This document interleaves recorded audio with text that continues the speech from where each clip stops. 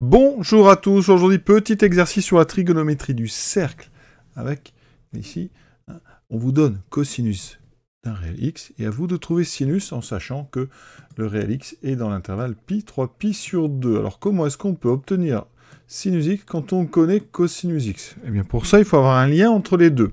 Alors le lien entre cosinus et sinus, tout d'abord, il va tenir au fait que sur le cercle trigonométrique, quand on représente un réel x par un point, ce qu'on appelle le point image de x, par exemple, je vais mettre ici un point image, et donc ça, c'est le point qui est associé au réel x. Eh bien, il faut savoir que si ceci, on considère que donc c'est le point M, qui correspond au réel x, souvent on met juste x, eh bien, l'abscisse de ce point, c'est ce qu'on appelle le cosinus x. C'est défini comme ça, c'est la trigonométrie du cercle, et le sinus, bien sûr, vous le savez, eh bien, ça sera l'ordonnée de ce point. D'accord? Donc, le lien, eh bien, il est simple, c'est que le point M, il est toujours sur le cercle trigonométrique, c'est-à-dire un cercle de rayon 1. Donc ici, vous avez 1. Et donc, il y a une propriété qu'on peut utiliser facilement ici, c'est Pythagore. Par exemple, dans ce triangle qui est ici, triangle rectangle, qui nous amène la relation caractéristique de la trigonométrie du cercle, qui est la suivante, que vous connaissez bien sûr, qui dit que le cosinus de x au carré plus le sinus de x au carré vaut toujours 1, quel que soit x appartenant à R. Alors souvent, pour éviter trop de parenthèses, on peut écrire par exemple cosinus x comme ceci. Voilà, on ne met pas les parenthèses toujours autour du x. C'est une première façon d'éviter les parenthèses, mais il y a aussi une notation qui est très répandue, c'est de mettre ici le carré, ici en petit, juste après le cos. Donc vous pouvez trouver cos carré de x plus sinus carré de x est égal à 1. D'accord ? Chacun verra un petit peu l'expression qu'il préfère en fonction de votre écriture. L'important toujours, c'est que ça soit très clair, qu'il n'y ait pas d'ambiguïté entre un cosinus 2x et un cosinus carré de x. Donc il faut vraiment mettre le 2 bien au-dessus, qu'on comprenne que c'est un carré, que ce n'est pas un coefficient devant le x. Voilà. Et pour cette vidéo, je vais prendre celle qui a le moins de parenthèses, donc cos carré x plus sin carré x égale à 1.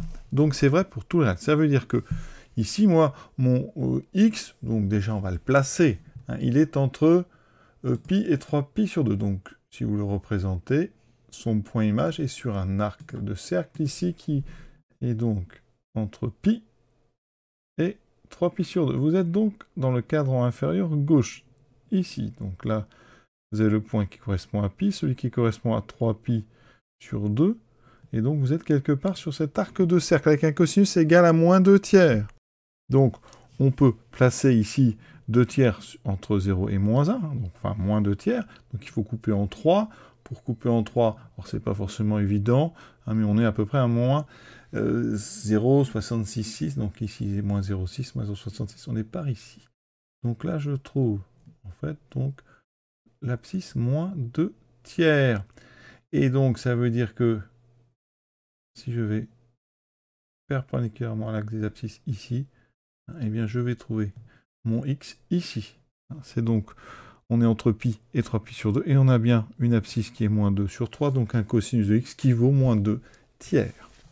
Et une fois donc que j'ai bien positionné, je peux trouver le sinus en projetant ce point sur l'axe vertical. Donc je suis ici, bon, c'est pas très précis, donc je vais arriver par là. Donc on trace une horizontale, et je tombe par ici, donc entre moins 0,7 et moins 0,8, on est plus près de moins 0,8, donc on peut estimer, comme ça, à première vue, un sinus à peu près égal à moins 0,8.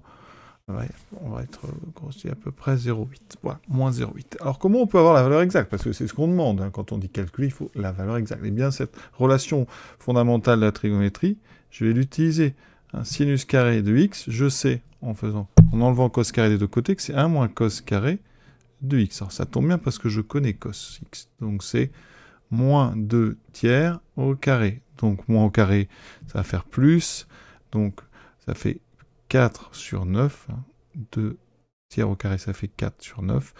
Donc ça fait 9 sur 9 moins 4 sur 9, j'obtiens 5 sur 9. Ça, c'est le sinus carré, attention. Ça n'est pas sinus. Ça veut dire qu'avec ça, on sait que sinus x va donc être égal soit à racine de 5 sur 9, ou, attention, sinus de x égale à moins racine de 5 sur 9. Et c'est là que la position intervient. Or, x appartient à pi sur... Enfin, à pi, 3pi sur 2. Donc, on est sur le cercle en bas. Donc, je cherche un sinus x négatif. Donc, comme j'ai le choix parmi deux et qu'un seul est négatif, ça veut dire que sinus x vaut exactement moins racine de 5 sur 9. Alors, je travaille un peu, ça fait moins racine de 5 sur racine de 9. Racine de 9 vaut 3. Donc, ça fait moins racine de 5 sur 3. Alors, racine de 5, c'est à peu près 2,24. Donc, racine de 5 sur 3, on divise donc par 3. 224 par 3. Alors, on est à peu près à 0, vous voyez, 3 fois 7, 21. Hein. Donc, on est ici à 2,1. Il me reste 14 à peu près, donc 0,74. Voilà, alors j'avais annoncé un 0,8. On était un petit peu... Bon, c'était évidemment une lecture rapide, hein. Donc c'était un petit peu plus haut. Alors Macron n'était pas si mal que ça finalement, mais voilà, on a trouvé, vous voyez, la valeur exacte. Donc ce qui est important, c'est pas d'aller lire sur le dessin.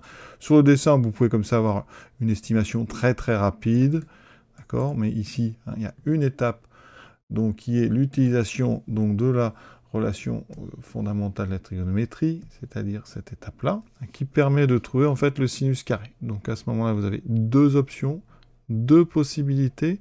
Et là, il faut bien comprendre que l'intervalle dans lequel vous vous situez, hein, la plupart du temps, permet de faire la différence entre ces deux possibilités. Et ici, hein, on a gardé celle qui donne un sinus négatif. Voilà et pourquoi on a gardé moins racine de 5 sur 9. Et on a terminé ce petit exercice, néanmoins très important. À bientôt.